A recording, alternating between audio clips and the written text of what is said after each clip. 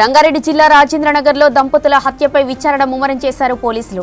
జన చైతన్య ఫేజ్ 2లో షేక్ అబ్దుల్లా, రిజ్వానా అనే ఇద్దరు వృద్ధ దంపతులను దుండగులు హత్య చేశారని చెప్పారు. అబ్దుల్లా ఒంటిపై 7 కత్తిపోట్లు, రిజ్వానా ఛాతిపై 1 కత్తిపోటు ఉందన్నారు. లోపల నగలు, డబ్బు పోయాయా అనేది తెలియదన్నారు. సీసీ ఫుటేజ్, టెక్నికల్ ఎవిడెన్స్ ఆధారంగా దర్యాప్తు చేస్తున్నామని తెలిపారు. వచ్చిన వాళ్ళు దోపిడి దొంగలా, వాళ్ళ బంధువులా, ఏవైనా డాక్యుమెంట్ల కోసం వచ్చారా అనేది ఇంకా తెలియాల్సి ఉందన్నారు పోలీసులు. రైట్, ఇక ఇదే విషయానికి సంబంధించిన మరిన్ని డీటెయిల్స్ అనిల్ అందిస్తారు. Anil, over to you. Rajendra Nagar police station పరిధిలో 2 వృద్ధ దంపతులు దారుణ హత్యకు గురయ్యారు. అయితే ఇందుకు సంబంధించి ఘటన స్థలానికి చేరుకున్న పోలీసులు దానికి సంబంధించిన వివరాలైతే, ఆధారాలైతే సేకరించిన సిచ్యువేషన్ అయితే మనం తెలుస్తుంది. అయితే దీనికి సంబంధించి అబ్రూజ్ అపార్ట్మెంట్, ఈ జనతా ఫేజ్ 2లో ఉండే అబ్రూజ్ అపార్ట్మెంట్లో షేక్ అబ్దుల్లా మరియు అదేవిధంగా రిజ్వానా, ఈ ఇద్దరు వృద్ధ దంపతులు కూడా ఇదే అపార్ట్మెంట్లో ఉంటున్నట్టుగా కూడా తెలుస్తుంది. అయితే దీనికి సంబంధించి వీళ్ళే ఓనర్గా కూడా ఈ అపార్ట్మెంట్కి ఉన్నట్టుగా కూడా తెలుస్తుంది. అంటే 40 రోజుల క్రితం ఈ అపార్ట్మెంట్లోకి షిఫ్ట్ అయినట్టుగా 5వ ఫ్లోర్లో వీళ్ళు డూప్లెక్స్ కట్టించుకొని ఉంటున్నట్టుగా కూడా తెలుస్తుంది. 5వ ఫ్లోర్లో నిన్న సాయంత్రం సమయంలో ఈ ఘటనకు సంబంధించి 2 వ్యక్తులు, ఒకళ్ళు టోపీ ధరించి అదేవిధంగా మాస్క్ పెట్టుకొని ఘటన స్థలానికి అంటే ఈ అపార్ట్మెంట్కి వచ్చినట్టుగా కూడా తెలిసింది. మరొకళ్ళు బుర్కా ధరించి ఉన్నట్టుగా కూడా పోలీసులు ఐడెంటిఫై చేసినట్టుగా, అదేవిధంగా వాచ్మెన్ కూడా తెలిపిన వివరాల ప్రకారం వీళ్ళు ఆధారాలు అయితే సేకరించారని చెప్పాలి. ముఖ్యంగా వీళ్ళిద్దరూ కూడా నిన్న సాయంత్రం 5:30 సమయంలో ఈ అపార్ట్మెంట్కి రావడం, 5:30 సమయంలో వాచ్మెన్ తోటి మాట్లాడిన తర్వాత వాచ్మెన్ ఓనర్కి తెలపడం, ఓనర్ పైకి పంపించమని తెలిపిన తర్వాత వీళ్ళిద్దరూ పైకి పోయిన సిచ్యువేషన్లో తిరిగి మళ్ళీ అర్ధగంటకు ఒకరు, అదేవిధంగా 40 నిమిషాలకు ఒకరు కిందికి వచ్చినట్టుగా కూడా తెలుస్తుంది. అయితే ఇందులో భాగంగానే నిన్న సాయంత్రమే ఈ హత్య జరిగినట్టుగా ప్రజెంట్ అయితే పోలీసులు ఒక ప్రాథమిక నిర్ధారణకైతే వచ్చారని చెప్పాలి. ఇందులో భాగంగానే శ్రీనివాస్, రాజేంద్ర నగర్ డీసీపీ శ్రీనివాస్ తెలుపుతున్న వివరాల ప్రకారం షేక్ అబ్దుల్లా, అదేవిధంగా ఈ రిజ్వానా, షేక్ అబ్దుల్లా బాడీ మీద 7 కత్తిపోట్లు ఉన్నట్టుగా, అదేవిధంగా రిజ్వానా బాడీకి సంబంధించి ఆమె చెస్ట్ మీద 1 కత్తిపోటు ఉన్నట్టుగా కూడా తెలుస్తుంది. అయితే ఈ కత్తి కూడా కొత్తగా తీసుకొచ్చినట్టుగా కూడా తెలుస్తుంది. ఆ కత్తి కూడా దానికి సంబంధించిన కవరు, క్యాప్ ఇక్కడే మర్చిపోయి వాళ్ళు ఈ సంఘటన జరిగిన తర్వాత, ఈ ఘటన హత్య చేసిన తర్వాత వదిలేసి వెళ్ళినట్టుగా కూడా తెలుస్తుంది. అయితే ప్రజెంట్ వాళ్ళిద్దరికి సంబంధించి కేసును అయితే నమోదు చేసుకుని గాలింపు చర్యలు అయితే చేస్తున్నారు. అదేవిధంగా ఈ 5th ఫ్లోర్లో ఎవరైతే ఈ షేక్ అబ్దుల్లా, అదేవిధంగా రిజ్వానా నివాసం ఉంటున్నారో, అది నివాసం ఉంటున్న సమయంలో నిన్న సాయంత్రం వీళ్ళు వెళ్ళిపోయిన తర్వాత వాచ్మెన్ కావచ్చు, వాచ్మెన్కి సంబంధించిన ఫోన్ చేస్తున్నా కానీ ఫోన్ లిఫ్ట్ చేయకపోవడం, అదేవిధంగా వాళ్ళు కూడా ఇతనికి ఫోన్ చేయకపోవడంతో అనుమానం వచ్చిన వాచ్మెన్ 5th ఫ్లోర్కి వెళ్ళడం జరిగింది. వెళ్ళిన తర్వాత అక్కడే రక్తపు మడుగుల్లో వీళ్ళిద్దరు కూడా పడి ఉన్నట్టుగా కూడా తెలుస్తుంది. సో ఇందులో భాగంగానే వెంటనే ఆ పక్కనున్న టెనెంట్స్కి, అంటే రెంట్కుంటున్న వ్యక్తులకి స్థానికులకి ఇన్ఫర్మేషన్ ఇవ్వడం, వాళ్ళు కూడా వెంటనే పోలీసులకు ఇన్ఫర్మేషన్ ఇవ్వడంతో ఘటనా స్థలానికి చేరుకున్న తర్వాత దీనికి సంబంధించి క్లూస్ టీము, అదేవిధంగా డాగ్ స్క్వాడ్ కూడా ఘటన స్థలానికి రావడం, వచ్చి క్లూస్ కూడా సేకరించినట్టుగా కూడా తెలుస్తుంది. అయితే దీంట్లో భాగంగానే ఈ కత్తిపోట్లు చేసిన తర్వాత, అంటే కత్తితో దాడి చేసిన తర్వాత అక్కడే కత్తికి సంబంధించిన కవరు, క్యాప్ ఇక్కడే వదిలిపెట్టినట్టుగా కూడా తెలుస్తుంది. అయితే వీళ్ళిద్దరూ కూడా అసలు ఇందులో ఒకళ్ళు టోపీ పెట్టుకొని మాస్క్ పెట్టుకొని వచ్చిన వ్యక్తి, అదేవిధంగా బుర్కా ధరించిన వ్యక్తి కూడా మెయిల్గా ఉన్నట్టుగా ప్రజెంట్ అయితే పోలీసులు సస్పెక్ట్ చేస్తున్నారు. అదేవిధంగా అదే కోణంలో ప్రజెంట్ అయితే దర్యాప్తు చేస్తున్న పరిస్థితి. ముఖ్యంగా ఈ ఘటన ఇంత దారుణానికి తెగబడ్డానికి ఎందుకు ఇంత కారణం అని చెప్పేసి కూడా పోలీసులు అయితే దర్యాప్తు చేస్తున్నారు. అదేవిధంగా ఇంట్లో 5th ఫ్లోర్లో నివాసం ఉంటున్న వీళ్ళకి సంబంధించి ఇంట్లో రక్తపు మడుగులో పడిన సిచ్యువేషన్లో పోలీసులు తెలుపుతున్న వివరాల ప్రకారం డాక్యుమెంట్స్, అదేవిధంగా జ్యువెలరీ కూడా అక్కడ చిందరవందరగా పడిపోయినట్టుగా కూడా పోలీసులు గుర్తించారని చెప్పేసి, దానికి సంబంధించి ప్రజెంట్ అసలు ఇది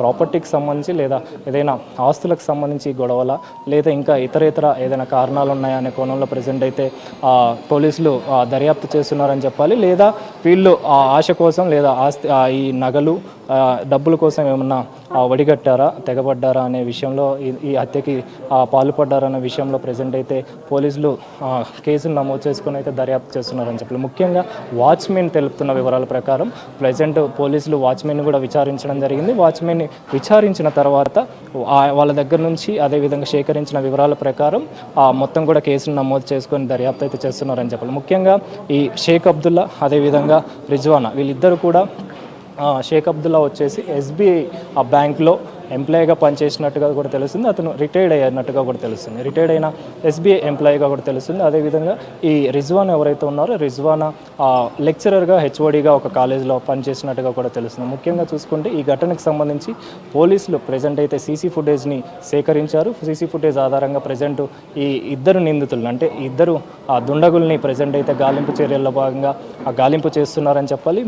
పోలీసులు దర్యాప్తు చేస్తున్నారని చెప్పాలి. అదేవిధంగా ఈ షేక్ అబ్దుల్లా మరియు రిజ్వానాకు సంబంధించి 4 పిల్లలు ఉన్నట్టుగా కూడా తెలుస్తుంది. ఈ 4 పిల్లలు కూడా ఇతర దేశాల్లో నివాసం ఉంటున్నట్టు, ఇతర దేశాలకు సంబంధించి ఇటు యూకేలో అదేవిధంగా యుఎస్ఏలో ఉంటున్నట్టుగా కూడా తెలుస్తుంది. అయితే ముఖ్యంగా 2 ఆడపిల్లలు అదేవిధంగా 2 మగపిల్లలు వీళ్ళకు ఉన్నారు. ఈ ఒక ఆడపిల్ల ఒక మగపిల్ల యూకేలో ఉంటే ఒక ఆడపిల్ల మరొక మగపిల్లోడు వచ్చేసి యుఎస్ఏలో ఉంటున్నట్టుగా కూడా తెలుసు. సో ముఖ్యంగా ఈ ఘటనకి సంబంధించి నిన్న సాయంత్రం హత్య జరిగినట్టుగా పోలీసులు అయితే నిర్ధారించారు. అదేవిధంగా అసలు ఈ హత్య ఎలా జరిగింది, ఎందుకు చేయాల్సి వచ్చింది అనే కోణంలో అయితే ప్రజెంట్ కేసు నమోదు చేసుకొని సీసీ ఫుటేజ్ ఆధారంగా అయితే దర్యాప్తు చేస్తున్నారని చెప్పాలి. కెమెరా పర్సన్ మహేష్తో అనిల్, V6 న్యూస్, రాజేంద్ర నగర్ నుంచి. ఓరుగల్లులోని మామునూరు ఎయిర్పోర్టు కోసం భూసేకరణపై అధికారులు వేగం పెంచారు. ఎకరానికి 1,20,00,000 రూపాయల పరిహారం ఇచ్చేందుకు నిర్ణయించారు. అయితే రైతులు కొందరు పరిహారం మరింత పెంచాలని కోరుతున్నారు. అలాగే వ్యవసాయేతర భూముల పరిహారం విషయంలోనూ ఓ కొలిక్కి తీసుకువచ్చే ప్రయత్నాలు జరుగుతున్నాయి. త్వరగా ఎయిర్పోర్ట్ అథారిటీకి అవసరమైన భూములు అప్పగించేలా జిల్లా అధికారులు భూ సంప్రదింపులు ముమ్మరం చేశారు.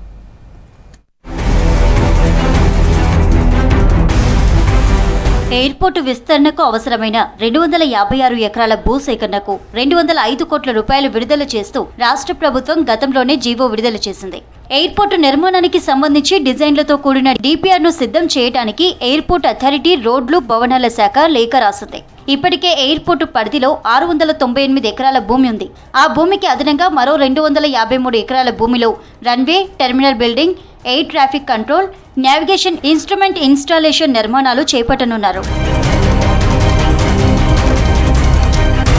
ఎయిర్పోర్టు కోసం భూములు కోల్పోతున్న రైతులకు అందించే పరిహారంపైన నెలకొన్న చిక్కుముడి ఇప్పే ప్రయత్నం జరుగుతోంది.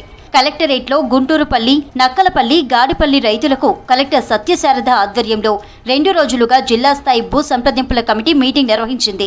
మొదటి రోజు రైతులతో అధికారులు మాట్లాడారు. ఈ సందర్భంగా ఎకరాకు 1,20,00,000గా నిర్ణయించినట్లు కలెక్టర్ ప్రకటించారు. విమానాశ్రయ నిర్మాణానికి ప్రభుత్వం నిర్ణయించిన ధరకు అంగీకరించి సహకరించాలని కలెక్టర్ రైతులకు విజ్ఞప్తి చేశారు. కొందరు రైతులు ఈ ధరను పెంచాలని కోరినట్లు తెలిసింది. దీనిపై ఇంకా స్పష్టత రావాల్సింది. నేను అక్షర వెంచర్ టౌన్షిప్ నుంచి ఒక ఫ్లాట్ తీసుకున్నానండి. దానిలో గత 2019లో 7,500 పెట్టి తీసుకున్నానండి. 7,500 పర్ స్క్వేర్ యార్డ్ తీసుకుంటే ఇప్పుడు మాకు ఎన్ని మీటింగ్స్ 10 మీటింగ్లు జరిగినాయి. ఆర్డీఓతోని, అడిషనల్ కలెక్టర్తోని, కలెక్టర్ మేడంతోని, మళ్ళీ ఎంఆర్ఓతోని అందరితోని మీటింగ్స్ జరిగినా కూడా ఇప్పుడు మాకు ఫైనల్ రేట్ అని ఈరోజు మీటింగ్ పెట్టడం జరిగింది. పెడితే కలెక్టర్ గారు వచ్చేసి 5,870 రూపాయలు అని చెప్పారు. ఆ రేట్ అనేది మాకు ఎలాంటి, మేము తీసుకున్నది 7,500కి 2019లో, ఇప్పుడు వచ్చేసి 5,800కి జనరల్ అవార్డు మన పర్ స్క్వేర్ అని చెప్తున్నారు. అది ఎలాంటి సక్రమంగా లేదు మాకు. రెండో రోజు మామునూరు ఎయిర్పోర్టు కోసం భూ సేకరణలో నాన్ అగ్రికల్చర్ ల్యాండ్ నిర్వాసితులతో కలెక్టర్ జిల్లా స్థాయి భూ సంప్రదింపుల కమిటీ మీటింగ్ నిర్వహించింది. ప్లాట్ల యజమానులు సుమారు 42 మంది నిర్వాసితులుగా గుర్తించారు. అక్కడ కొనుక్కున్న ప్లాట్లు రిజిస్ట్రేషన్ వాల్యూ ప్రకారం గజానికి 2 నుంచి 3,000 రూపాయల వరకే ఉన్నాయి. దీంతో వారికి గజానికి 4,887 రూపాయలు ధరగా నిర్ణయించారు. దీనిపై స్థలాల యజమానులు అభ్యంతరం పెట్టారు. ఓపెన్ మార్కెట్లో విలువ ఎక్కువగా ఉందని, కనీసం తమకు గజానికి 16 నుంచి 18,000 ఇవ్వాలని విజ్ఞప్తి చేస్తున్నారు. ప్లాట్స్ పర్చేజ్ చేసినాము. టోటల్ అది 330 ప్లాట్స్. మాది 1 నుంచి 46 ప్లాట్లు ల్యాండ్ అక్విజిషన్ యాక్ట్లో పోతున్నవి. దాని గురించి ఎన్నోసార్లు సిట్టింగ్ చేసి మేము అప్పుడు దాదాపుగా 6,500 రూపాయలకు పర్ స్క్వేర్ యార్డ్ తీసుకున్నాం. ఇప్పుడు ఆడ బేసిక్ వాల్యూ 900 ఉంది. దానికి ఒక 600-700 కలిపి 1,600 × 2 3,240 ఇస్తాం. అంతకన్నా ఎక్కువ లేదని ఇంతకుముందే లాస్ట్ సిట్టింగ్లో చెప్పినప్పుడు మేము కోర్టుకు వెళ్ళినప్పుడు కోర్టు జస్టిఫికేషన్ ఇచ్చింది. ఏదైతే పిటిషనరు 1/4/2025 కలెక్టర్ గారు ఇచ్చినటువంటి రిప్రజెంటేషన్ దాన్ని అమలుపరచండి అని కోర్టు ఆర్డర్ చేసింది. మేము ఏదో ఇక్కడ డెవలప్ అవుతుంది, ఇక్కడ సిటీకి దగ్గర ఉంది అన్నటువంటి ఉద్దేశంతో 2018లో 6,500 రూపాయలు పెట్టినటువంటి యొక్క ప్లాటు ఈరోజు 4,800 అంటే ఇక్కడ అగ్రికల్చరల్ ల్యాండ్కి వచ్చేటువంటి యొక్క డబ్బులు కూడా మేము ఇక్కడ పొందలేము. కాబట్టి మాకు పూర్తిగా అన్యాయం జరిగిందని మేడం గారిని అందరినీ కూడా రిక్వెస్ట్ చేయడం జరిగింది. ప్రస్తుతం భూసేకరణ కోసం సంప్రదింపుల కమిటీ మీటింగ్ కొనసాగిస్తోంది. పరిహారం విషయంలో రైతులను, ప్లాట్ యజమానులను ఒప్పించడంపైనే దృష్టి పెట్టారు. దీన్ని ఓ కొలిక్కి తీసుకువచ్చి త్వరగా భూసేకరణ చేసి ఎయిర్పోర్ట్ అథారిటీకి ఇవ్వాలని లక్ష్యంగా పెట్టుకున్నారు. ఇక మరోవైపు రైతుల భూములు పరిహారం సంప్రదింపుల స్థాయిలోనే ఉండడంతో వానాకాలం పంట సీజన్ మొదలైంది. పంట వేయడానికి రైతులు రెడీ అవుతున్నారని తెలిసింది. పంట వేసిన తర్వాత భూసేకరణ మొదలు పెడితే మరో సమస్య వచ్చే అవకాశం ఉంది. ఖమ్మం మున్సిపల్ కార్పొరేషన్ను కలుపుకొని రూపొందించే సుడా మాస్టర్ ప్లాన్లో కదలిక వస్తుంది. 5 ఏళ్లుగా యంత్రాంగం తర్జన భర్జన పడుతుండగా రకరకాల కారణాలతో మాస్టర్ ప్లాన్ ముసాయిదా పబ్లికేషన్ వాయిదా పడుతుంది. ఇటీవల మాస్టర్ ప్లాన్ను త్వరగా సిద్ధం చేయాలన్నారు మంత్రి తుమ్మల. దీంతో ఖమ్మంలో ట్రాఫిక్ సమస్యకు చెక్ పడినట్లేనని భావిస్తున్నారు నగరవాసులు.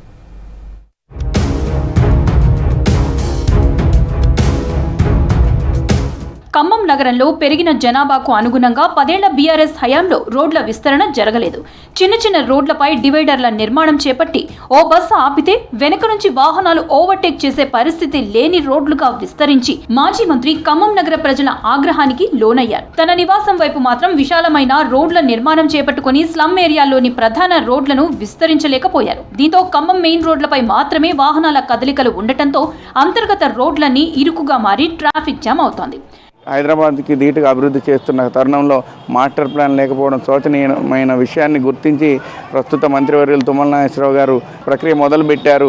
దాని ప్రకారం ఈ యొక్క పిఎస్ఆర్ రోడ్డు అయితే ఏంటి, లేకపోతే కమాన్ బజార్ గల్లీలు, మనం నిత్యం వ్యాపారాలు నడిచే గల్లీలన్నీ కూడా చాలా చిన్నగా ఇరుకుగా ఉండి ప్రజలు ఇబ్బంది పడుతున్న విషయాన్ని మనం చూసాం. అనుమతులు రాక వ్యాపారస్తులు లేదా గృహ నిర్మాణానికి ఏదైతే అప్లికేషన్ పెట్టుకున్నారో ప్రజలు కూడా ఇబ్బంది పడుతున్నారు. అదే ఈ మాస్టర్ ప్లాన్ ఆమోదం చేయడం ద్వారా అందరికీ న్యాయం జరుగుతుంది.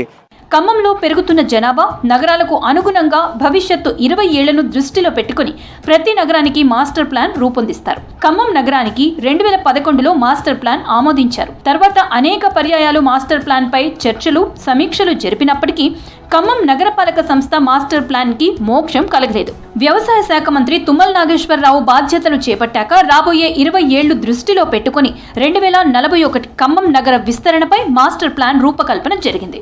ఈ మధ్య ఖమ్మంలో కాంగ్రెస్ కార్పొరేటర్లతో మంత్రి తుమ్మల నిర్వహించిన సమావేశంలో మాస్టర్ ప్లాన్ చర్చకు రావడంతో ఇప్పటికీ మోక్షం కలగబోదని సమాచారం. ఆ గవర్నమెంట్లో ఉన్నప్పుడు ఎంతవరకు ఎన్నిసార్లు అడిగినా మాస్టర్ ప్లాన్ తయారు చేయలేదు.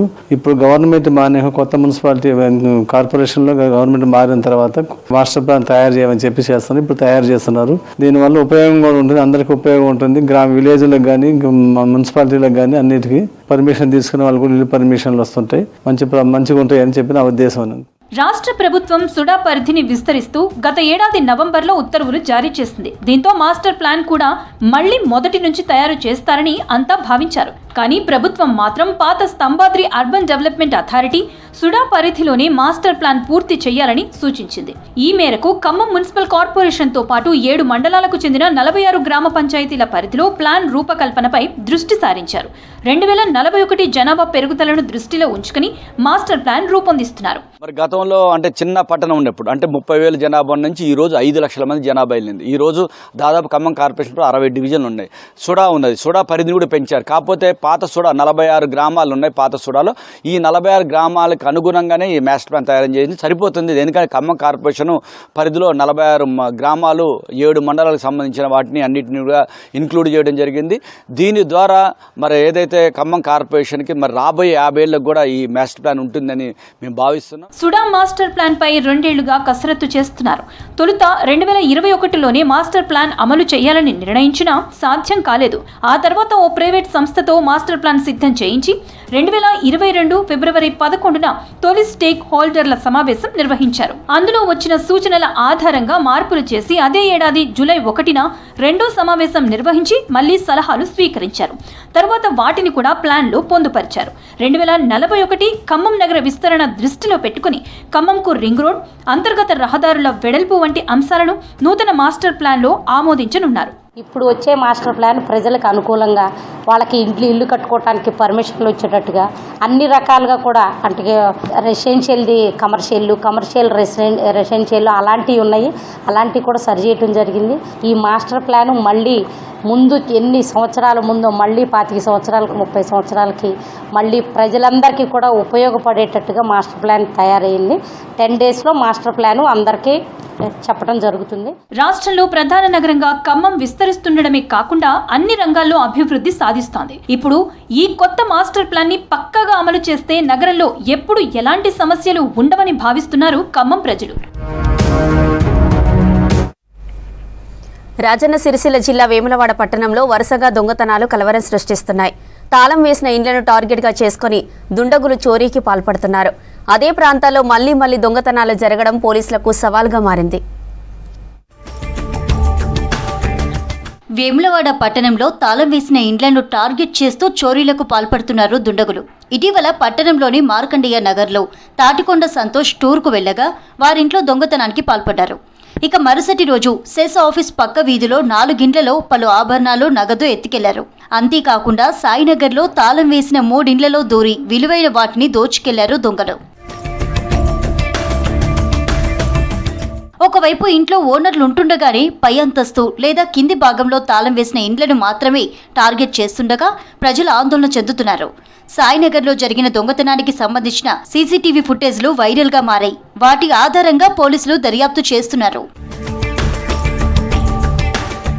ఇండ్లలో సీసీ కెమెరాలు ముందుగానే పసిగట్టిన దుండగులు వాటిని పక్కకు తప్పించే ప్రయత్నం చేశారు. దానికి సంబంధించిన విజువల్స్ సీసీటీవీల్లో రికార్డ్ అయ్యాయి. యథేచ్ఛగా గేట్లు గోడలు దూకుతూ ఇండ్లలోకి చొరబోయడంతో స్థానిక ప్రజలు ఆందోళన చెందుతున్నారు. వరుస దొంగతనాలతో దుండగులు పోలీసులకు సవాల్గా మారారు. దొంగతనాలపై మాట్లాడేందుకు పోలీసులు నిరాకరిస్తున్నారు. వరంగల్ కాకతీయ విశ్వవిద్యాలయం సమాజానికి ఎంతో మంది గొప్ప మేధావులను విద్యావేత్తలను అందించిన చరిత్ర ఉంది. కానీ ఒక వీసీ వచ్చి అంతా అస్తవ్యస్తం చేసి అక్రమాలకు పాల్పడ్డారనే ఆరోపణలు వచ్చాయి. వీసీ అక్రమాలపై విద్యార్థులు ఉద్యోగులు చేపట్టిన ఆందోళనపై సర్కారు విచారణ చేయించింది. కానీ ఇప్పటికి ఏడాది గడిచినప్పటికీ ఆ కమిటీ రిపోర్టును ఎందుకు బయటపెట్టడం లేదని విద్యార్థులు విద్యార్థి సంఘాల నేతలు ఆగ్రహం వ్యక్తం చేస్తున్నారు.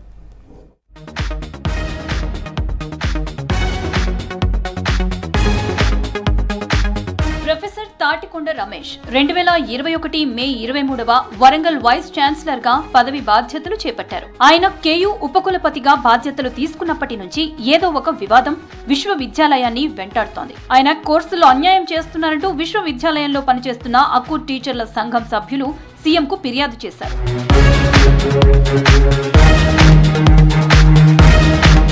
వీసీగా పదవి బాధ్యతలు చేపట్టిన తాటికొండ రమేష్ పై నిబంధనల ప్రకారం చెల్లదంటూ విద్యాశాఖ అధికారులకు అప్పట్లో ఫిర్యాదు చేశారు. వీసీ కావాలంటే ప్రొఫెసర్ గా 10 ఏళ్ల అనుభవం ఉండాలని రూల్ ఉంది.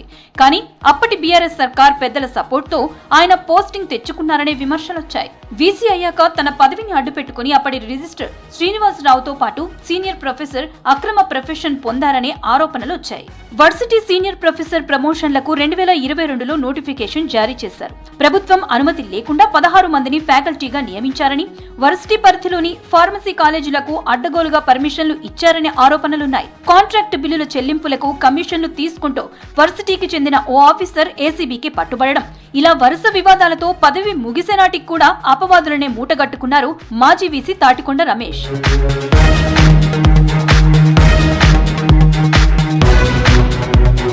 పీహెచ్డీ సీట్ల విషయంలోనే కాదు, కేయూ భూ ఆక్రమణలపై మాజీ వీసీ అనేక తప్పిదాలకు పాల్పడ్డారంటున్నారు విద్యార్థి సంఘాల నేతలు.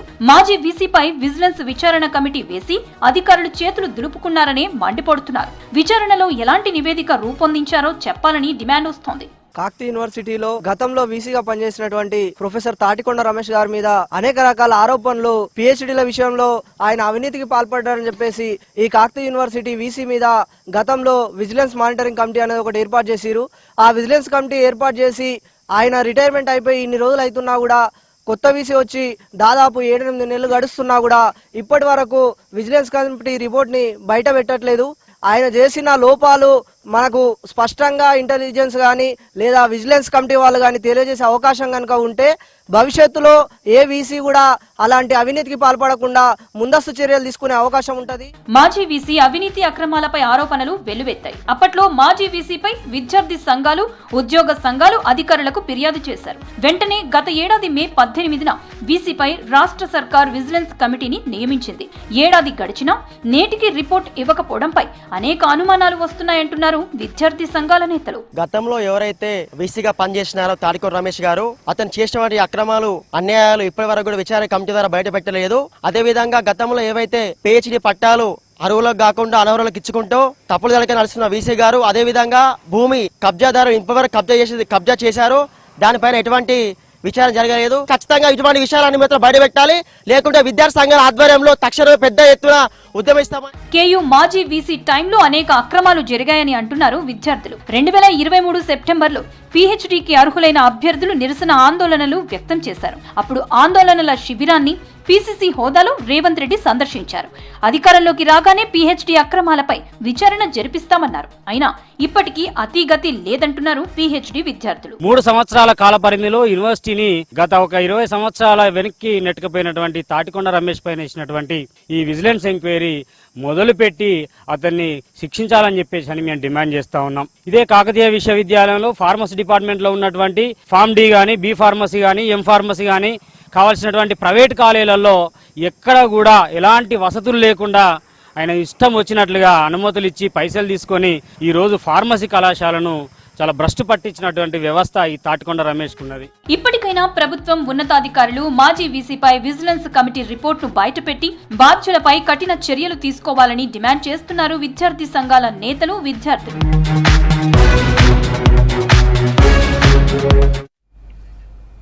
చెన్నూరు ఎమ్మెల్యే వివేక్ వెంకటస్వామి దంపతుల పెళ్లి రోజు సందర్భంగా పలుచోట్ల అన్నదానం, పండ్లు, ఆహారం పంపిణీ చేశారు అభిమానులు, కాంగ్రెస్ నేతలు. పెద్దపల్లి జిల్లా గోదావరికని అమ్మ పరివార ఆశ్రమంలో వివేక్ దంపతుల పెళ్లి రోజు వేడుకలు జరిపారు కాంగ్రెస్ నేతలు. కేక్ కట్ చేసి వివాహ శుభాకాంక్షలు తెలిపారు. చిన్నారులకు పౌష్టికాహారం అందించి అన్నదాన కార్యక్రమం నిర్వహించారు విజయ్, మల్లికార్జున్, వివేక్.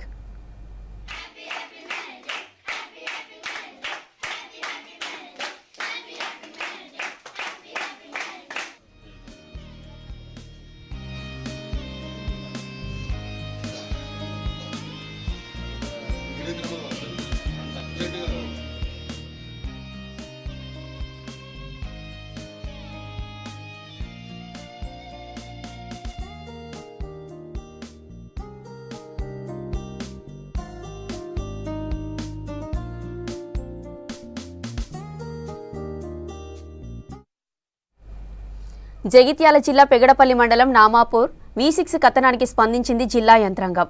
మెగా డ్యామేజ్ పేరుతో వార్త ప్రచురించింది V6. నామాపూర్ చెరువును ప్రత్యక్షంగా పరిశీలించారు ప్రభుత్వ విప్ ఎమ్మెల్యే అడ్లూరి లక్ష్మణ్. సంబంధిత అధికారులతో మాట్లాడి సమస్యను పరిష్కరించారు. రైతులకు ఉపయోగపడే చెరువును ఖాళీ చేయడం అన్యాయమన్నారు. చెరువు నీటిని ఖాళీ చేయకుండా మెగా కంపెనీతో మాట్లాడతారన్నారు అడ్లూరి. మార్కెట్ వాల్యూ పెంచుతూ గత సర్కార్ ఈ ప్రాంత రైతులకు అన్యాయం చేసిందన్నారు. మెగా కంపెనీతో మాట్లాడి తిరిగి చెరువును నింపుతామన్నారు. రైతులకు అన్యాయం జరిగితే ఊరుకోమని హెచ్చరించారు ప్రభుత్వ విప్ అడ్లూరి లక్ష్మణ్. అయితే నీళ్లు నింపిరండి సార్, నీళ్లు నింపిరని మేము అడిగితే మోటార్ కాడ పైపులు కోసుకపోయారు, వైర్ కోసుకుపోయారు వీళ్ళు రాత్రి రైతులే వీళ్ళే కంపెనీ మెగా కంపెనీ రాత్రి మీరు ఎందుకు మమ్మల్ని అడుగుతారా అని. సార్ ఇప్పటికి సార్ ఈ సార్ చూసి సార్ ఇంక్వైరీ పైపులు కోసుకపోయారు, వైర్ కోసుకపోయారు. ఎవరు కూడా మీ ప్రాజెక్ట్ వాళ్ళను రైతులతో అమర్యాదగా మాట్లాడతారు. ఇక్కడ రైతులు లేకపోతే భూములు వాళ్ళు ఇవ్వకపోతే వీళ్ళు మీ ప్రాజెక్ట్ అయ్యేది కాదు. అర్థమైంది. కేవలం 8 లక్షల రూపాయలు ఎంత ఇచ్చిన ఎకరానికి 8 లక్షలు పక్క 20 లక్షలు ఇచ్చారు. సార్ తాప పోలీసులు పని చేస్తాం, మేము కేసు పెడతాను కూడా పెరుగుతున్నాం.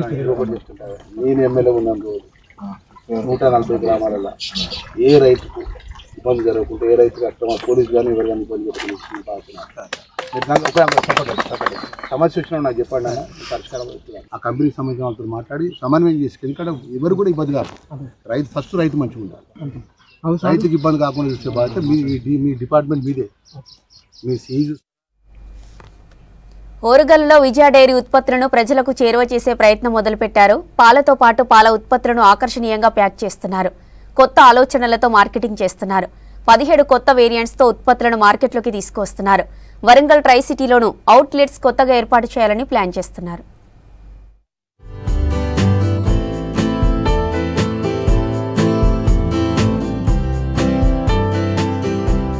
వరంగల్లోని విజయ డైరీ డెవలప్మెంట్ పై సర్కార్ ప్రత్యేక దృష్టి పెట్టింది. ప్రధానంగా ప్రైవేటు డైరీలకు ధీటుగా విజయ డైరీని తీర్చిదిద్దేందుకు ప్రయత్నాలు మొదలయ్యాయి. రైతుల నుంచి ప్రస్తుతం సేకరిస్తున్న పాలు ఎంతమంది రైతులున్నారు, తిరిగి పాల ఉత్పత్తుల విక్రయాలు జరుగుతున్నాయా, వినియోగదారుల సంఖ్య మరింత పెంచుకునేందుకు తీసుకోవాల్సిన చర్యలపై రైతులు ప్రజాప్రతినిధుల నుంచి అభిప్రాయాలను సేకరించారు.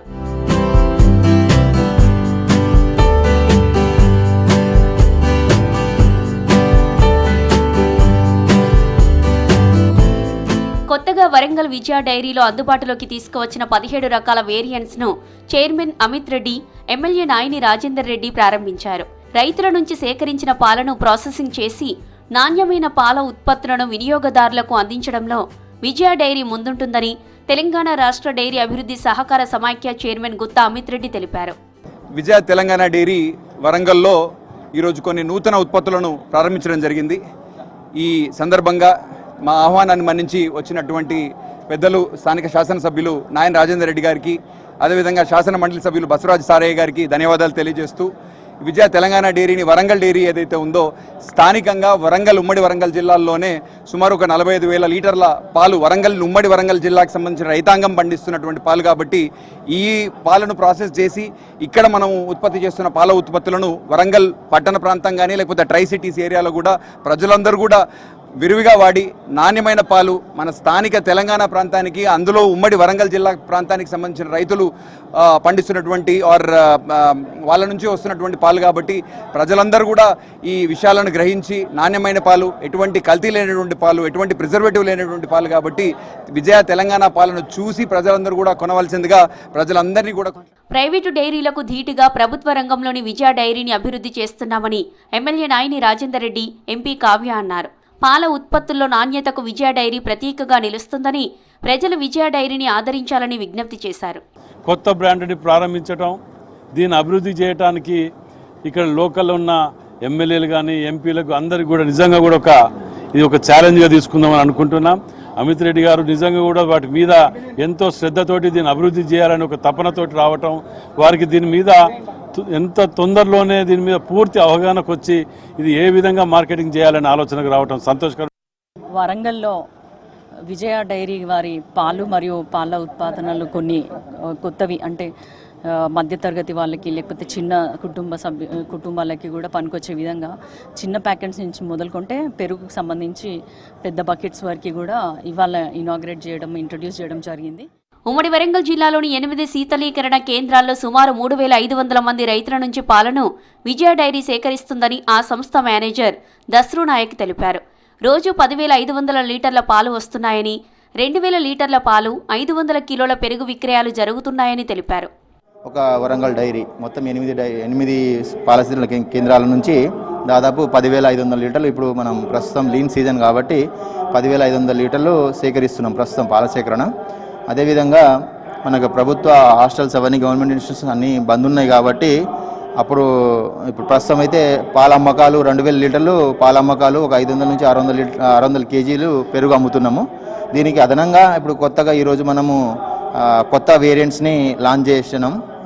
గౌరవ ఎమ్మెల్యేలతోని, ఎంపీ మేడం అందరితోని, మా గౌరవ విజయ డైరీ చైర్మన్ గారు అందరు వచ్చి మనం కొత్తగా ఒక 7 రకాల వేరియంట్స్ని మనం ఈరోజు లాంచ్ చేసుకోగలిగినాము.